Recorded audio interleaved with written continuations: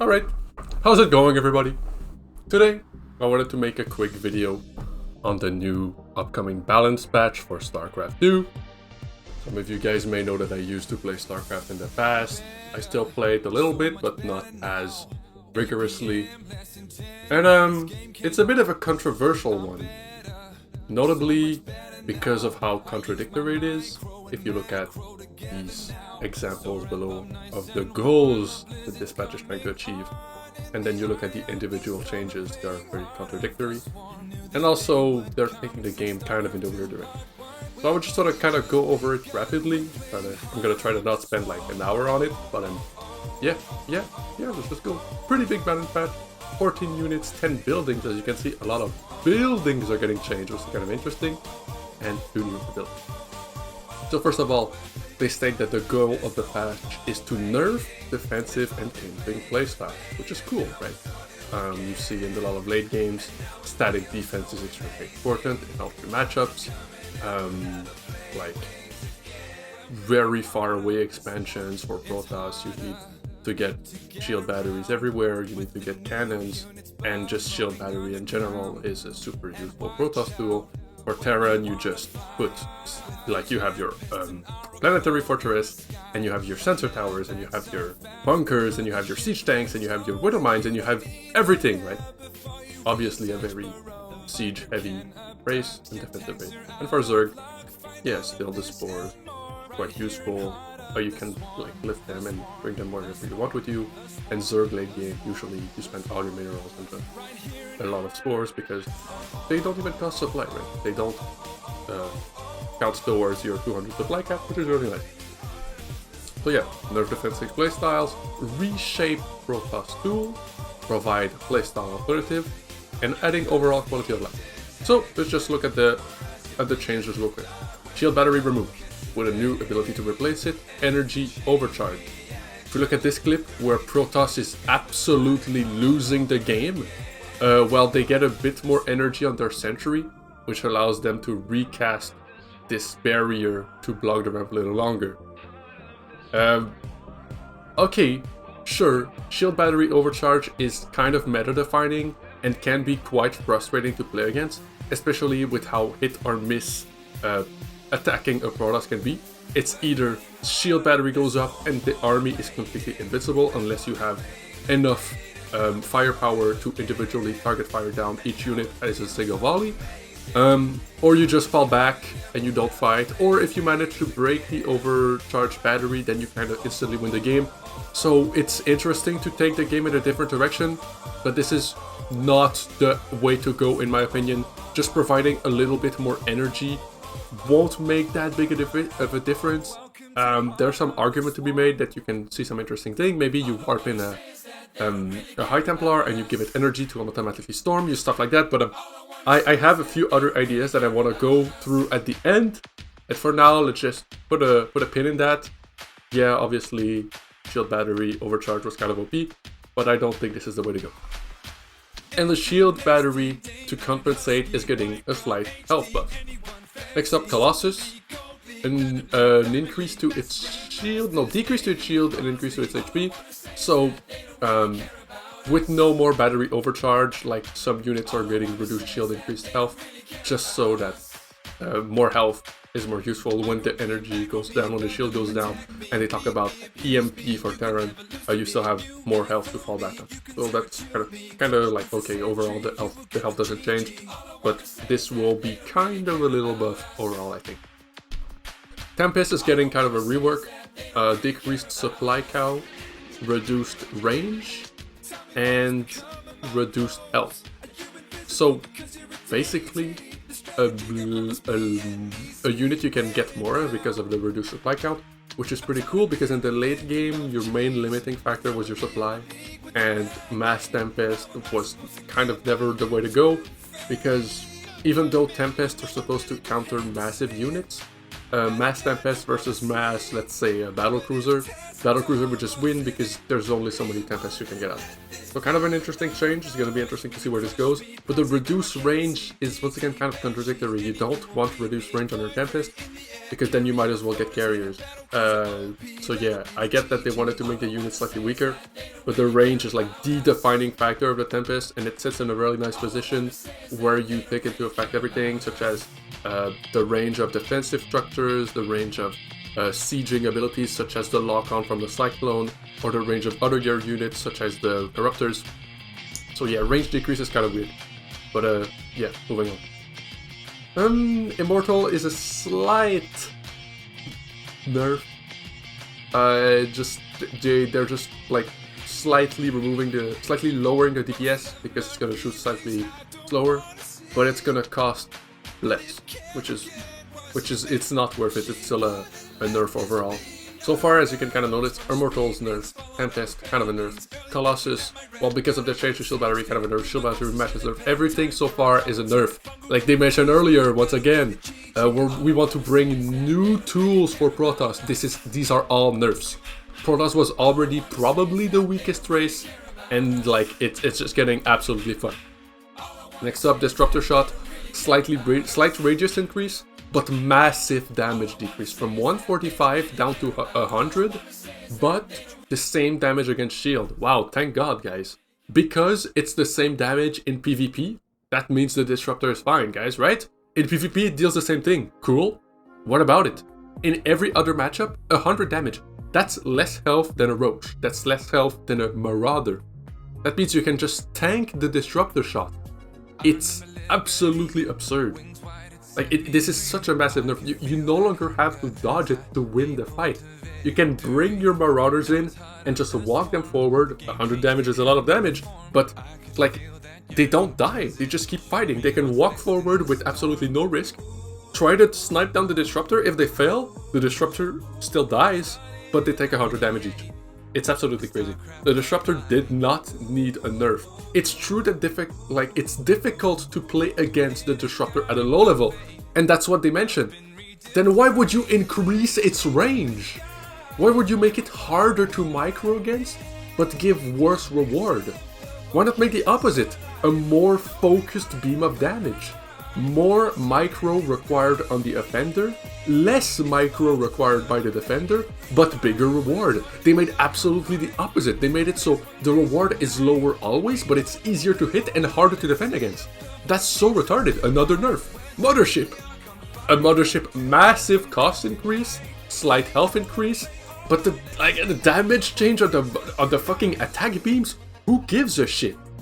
When did you ever use the Mothership as a DPS unit? Wow, now they target 4 different units. Look at this!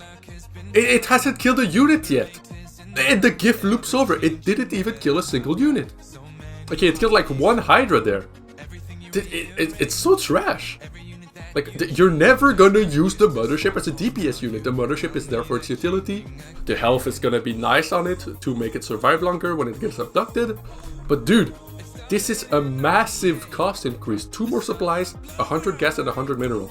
That's not worth the damage change. This is the only arguable slight buff, maybe. And that's done. We're done for the Protoss race. So all nerfs, and the Mothership is getting a slight rework to its targeting. That's it. Protoss got absolutely fucked over. And I want to go over again at the very end.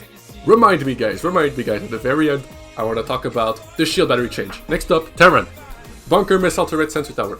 Okay, you can now salvage every single Terran defensive unit. Salvage process cancelled upon taking damage, meaning it's no longer a question of it's going down, and so I will save money from salvaging it, as you would salvage a building under construction. The means to salvage these are to get rid of useless, like obsolete defenses that are further back in your base. Every time you get a new expansion, you can now remove some of the static defense that was used to protect your previously outer bases. So you're just encouraging a sieging up style. You're making static defense stronger. You're making it so Terran can invest more cash into static defense because you can salvage them when you're done. you can just put more static defense at each base, and whenever you get the more forward base, you salvage what's behind, and obviously you lose a bit of money every time, but they didn't change the price. They actually reduced the price of the sensor tower by reducing its range, but they didn't change the price of the bunker, and they didn't change the price of the missile turret, and they did nothing to their HP. Only nerf is range on the sensor tower, but it doesn't matter because the cash, like the cash ratio, like 225 versus 150 resources, is a 50% decrease, but we're talking about a 34% area reduction, so your area per resource is still higher. So like it doesn't matter. It doesn't matter. You're just inclined to build more because they're smaller. You're inclined to build more and get rid of them. You're inclined to like make them overlap like a Venn diagram on top of each other because you can just get rid of them at the very far back. None of this makes sense. Like, this is not reducing the fucking turtle playstyle. This is just encouraging it. Anyway, 1 armor decrease on the planetary fortress. Cool. Cool, this is gonna make it slightly weaker to Lings or, I don't know, maybe Marines. Like it's like fine. Fine. It's a nerf. Fuck it, it's a nerf. Orbital command. Okay, this change I want to talk about. This is the change that kind of inspired me to say this thing where at the very end I want to go back. But you know what? I'm going to talk about it right now. This is really cool. This, my child self from 2012 sees this and is like, wow, that's so cool. Like you're getting sieged up and you call down the Orbital Drop and boom, your building is back up to full health. And like, it's such a cool change. It's so cool to say like, there's a new purpose for supply drop because supply drop is less energy efficient than dropping mules. Then again, this encourages a sieging up playstyle. This makes it easier to defend. This makes it so you don't need to pull workers. You have workers chilling right here. You're not repairing. You don't need good micro. You just need to have 50 energy. That being said, maybe we're getting to an era where we need to modernize RTSs. People are complaining about Orbital Drop because it makes micro easier. It makes so you cover for your mistakes. With every other race, when you get supply blocked, it's a massive inconvenience to your production. It's a massive choke point when it comes to build execution, when it comes to getting a bigger army, everything, right? Terran has the ability to call down supply drops, which makes Terran a lot more forgiving. And although it's nice to have this more forgiving option, maybe it's time we give that opportunity to every race. Going back to the change at the very beginning, removing shield battery overcharge, maybe it's time to give the Protoss Nexus the ability to warp in a pylon like we see in the campaign. It's been done in the campaign. Warping in pylons is not the most game-changing thing. You could make it extremely energy inefficient. You could make it cost 75 energy. You can make it cost 100 energy. You can make it so it's a very small radius around the Nexus. But the point is, you'd give Protoss this opportunity to compensate for those mistakes with a very inefficient means of getting supply, but still one that like allows to get out of a sticky situation. And on top of that, you could start making new builds with it. You could start analyzing the trade-off between the supply increase you would get from an overcharge, from an overclock, a boost from the Nexus, or is it worth the short-term investment of getting the pylon? Same with how you can say, do I want to drop a mule and start mining 225 minerals, or do I want the supply right away? It's less money acquired for energy because getting an additional supply depot is like saving 100 mineral, and then there's the mining time on the worker. But the point is, it's less efficient, so you have a very efficient long-term investment or an inefficient short-term investment. So you could give that to Protoss, and allowing Protoss to get to warp in pylons would not only mean they spend less money on static defenses, such as pylons needed to power the entire grid, but it would also mean that you could repower mid-fight.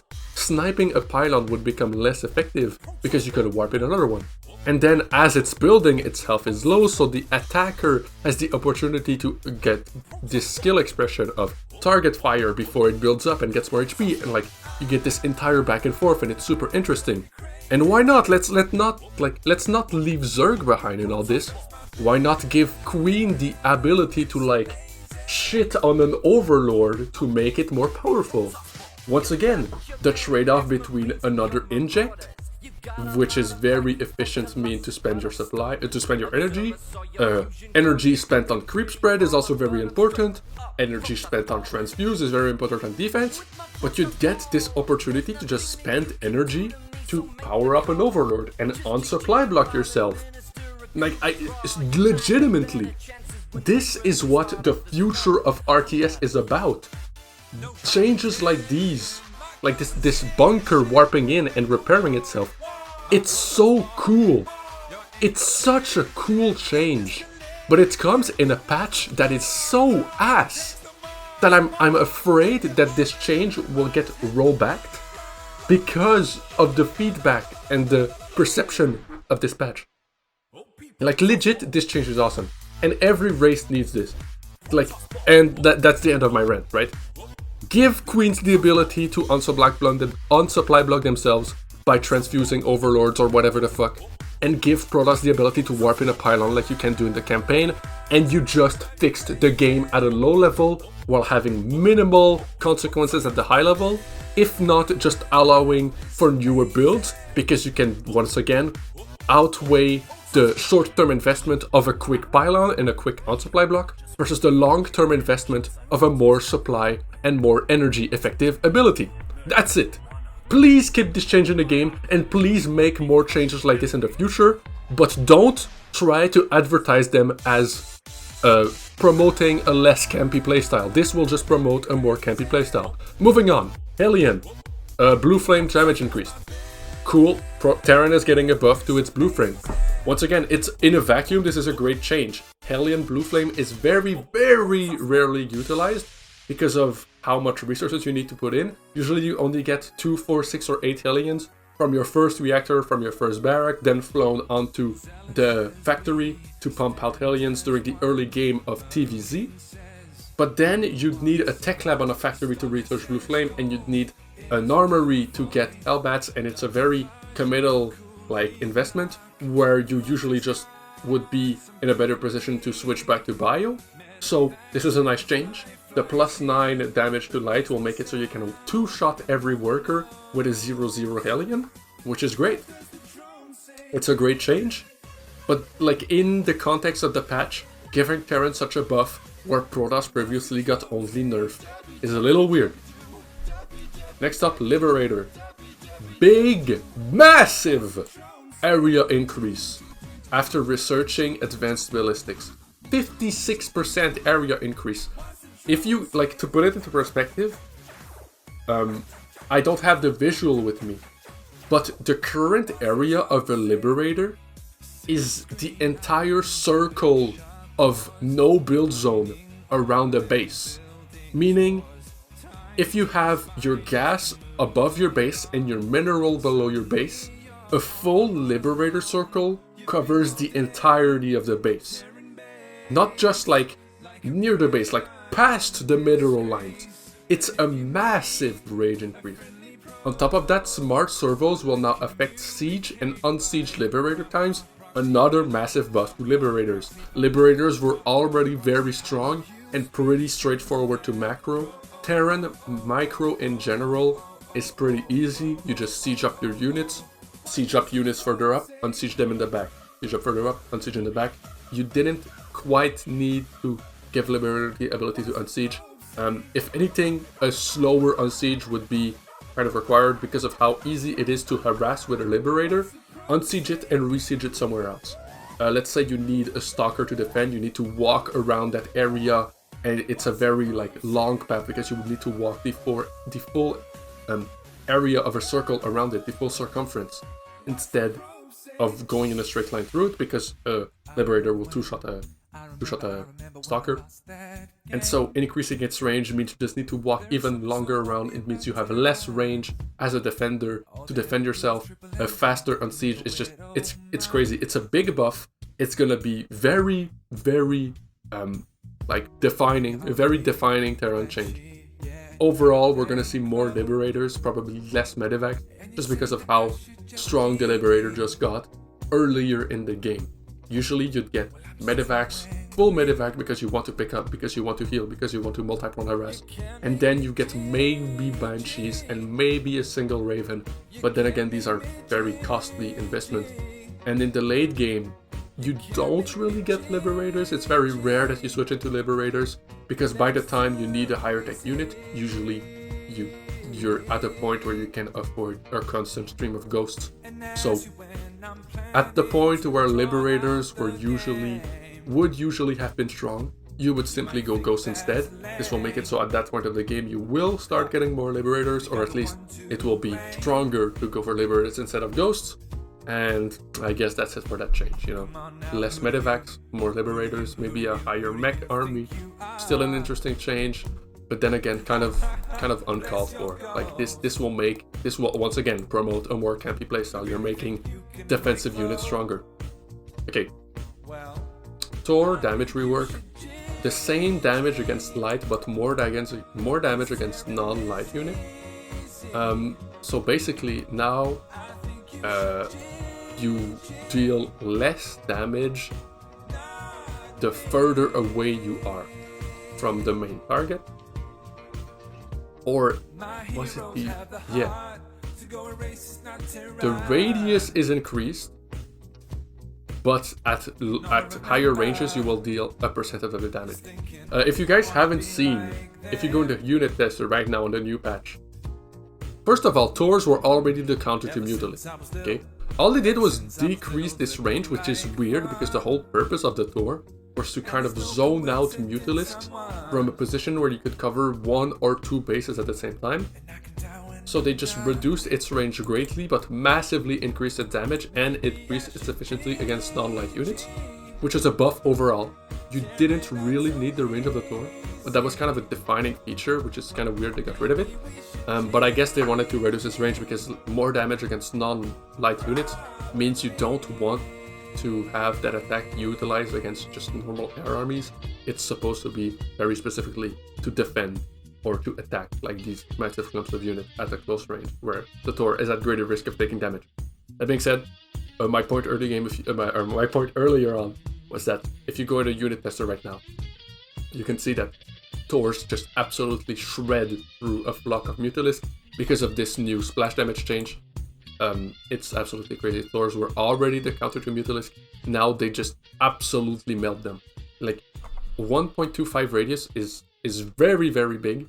And so it makes it so every single attack will hit every single Mutalisk. Usually you'd attack maybe 3-4 Mutalisk at this range. Now you're attacking like 12. You're attacking 12, and the same 3-4 that are in the center are still taking the back damage. 2 or 3 at mid-range are taking 75% damage, and the rest are taking 50% damage, but it's still absolutely insane. Thor did not need this buff. It's, if you can see here, it's like units on the side are taking less damage. But like, look at this. Against Void Rays. Void Rays deal bonus damage against armored. Like, what the fuck? That's so absurd. You need such good micro to defend against this. Which once again means keeping a Thor at home against Mutalisk is super easy. So you're promoting keeping a Thor at home against Mutalisk. You're promoting camping. That's it for the Terran changes. Once again, fuck it. That's the Terran changes. This is the Queen Zerg changes now. Queen price increase, which is a big nerf. 25 minerals in the early game for each queen is a big nerf. 6 queens will now cost the price of what was previously 7 queens, meaning for every 6 queens you get, you're like paying for an extra queen. It's like 25 for a queen is very big, but the hatch is slightly cheaper.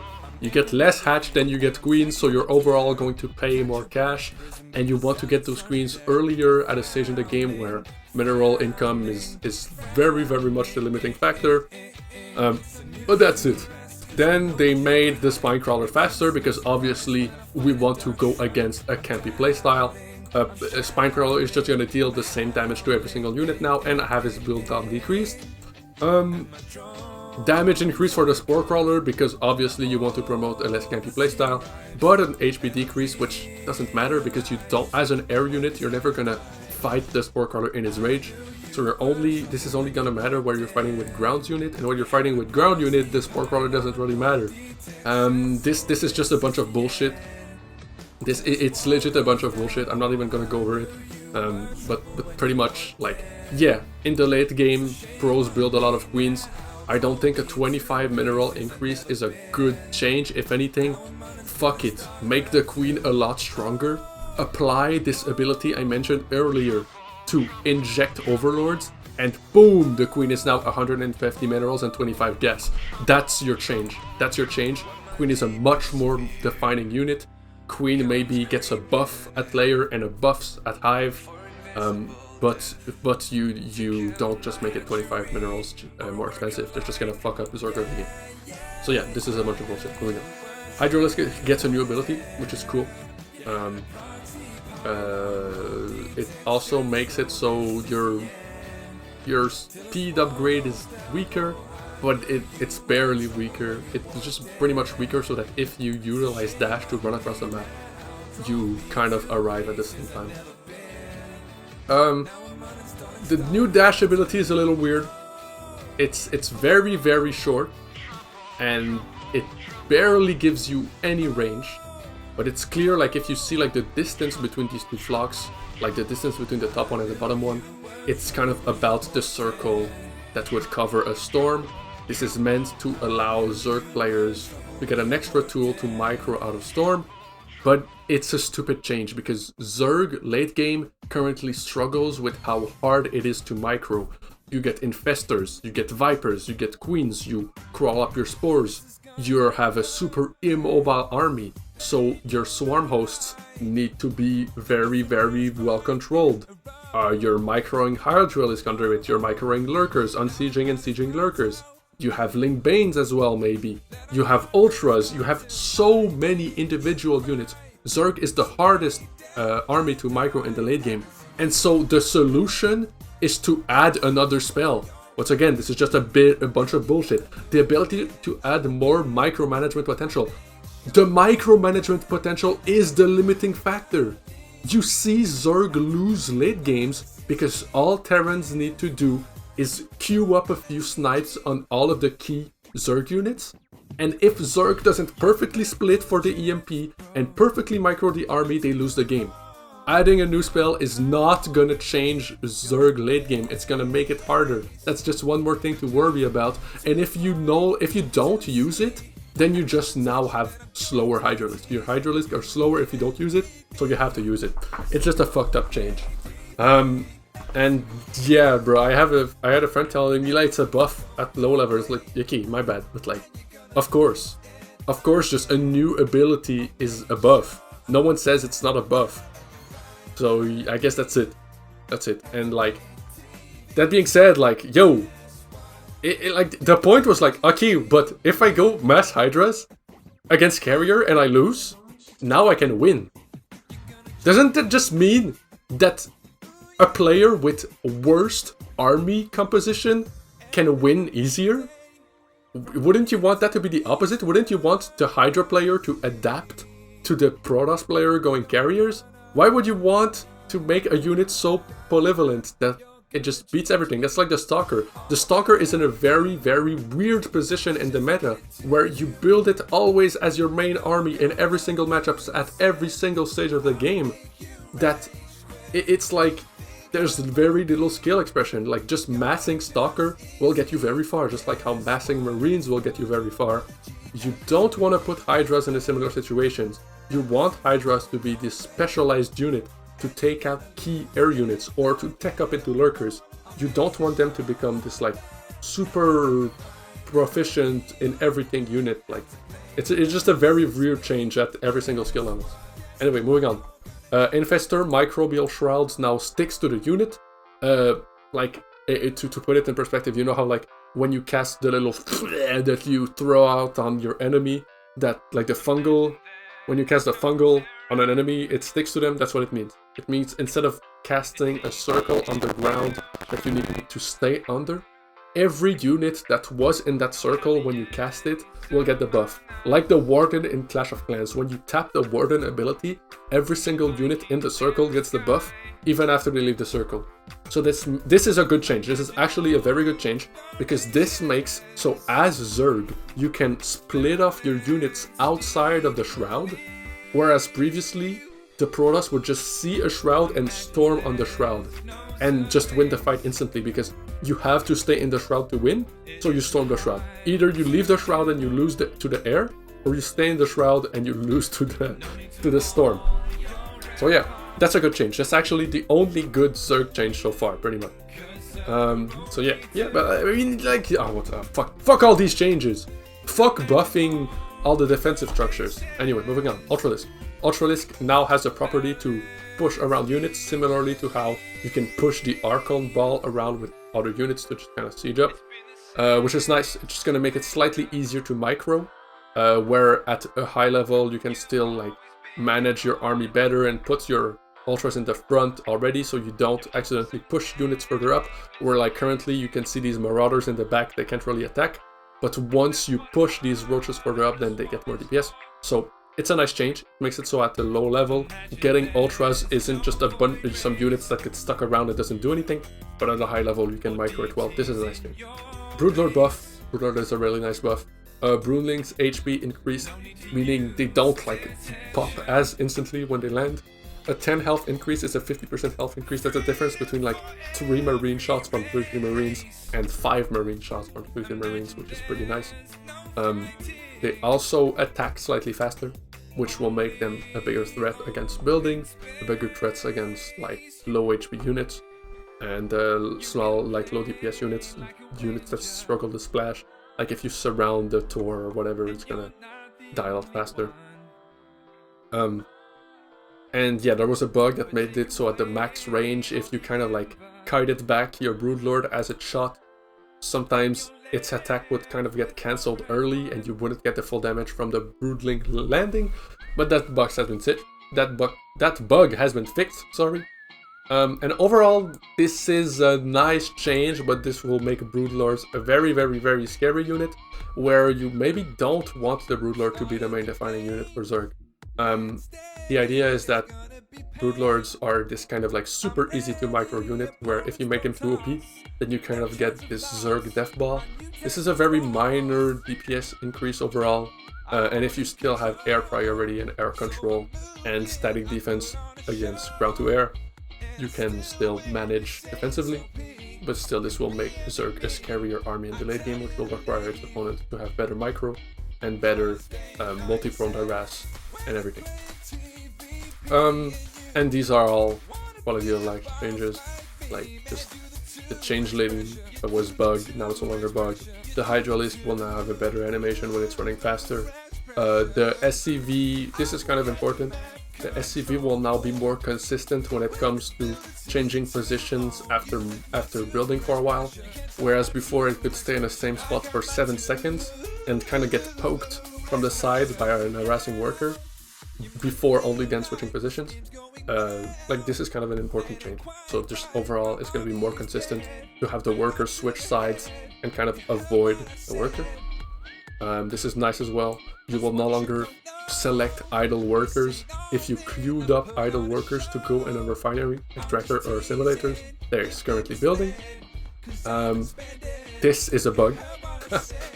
This is a bug, but it's supposed to be that you don't need to set up your rally point for workers, but currently this makes it so you cannot rally workers to your mineral field. Instead you will rally units. As Zerg you will rally your army rally points to the mineral field, which is kind of funny. But this is a nice change. Once again, talking about modernizations of RTSs, this is a nice change, kind of something you feel like should have been in the game for a while. Just one less action to worry about when you build a base. It's so awkward when you build a base and you check up on it later and you have like 5 AFK workers just standing below it because you just forgot this one click when you were building it because there was so much thing going on. So yeah, that's a nice change.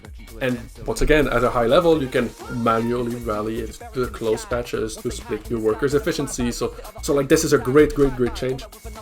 like Orbital Command having the same color, Sensor Tower having the same color. These are all quality of life. But yeah, that's it. That's pretty much it. If you like want to take one thing away, if you're from the balance patch and you're watching this video, please consider the modernization of supply blocks I considered earlier. You give every single race an ability to unsupply block themselves.